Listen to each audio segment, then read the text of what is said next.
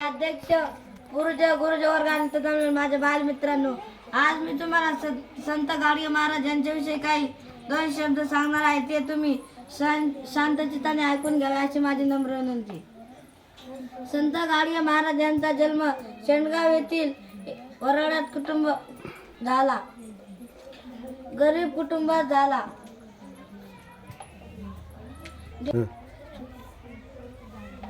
आई बापांनी डेबूचे वडील लहानपणीच वारले होते, म्हणून आई डेबूला घेऊन आपल्या भावाकडे राहण्यासाठी गेली.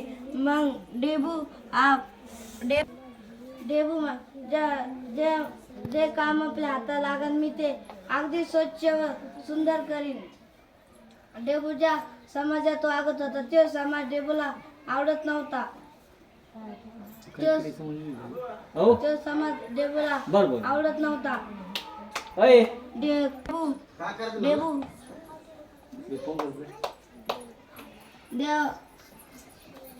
एवढं बोलून मी माझ्या भाषण संपवतो. जय हिंद, जय भारत.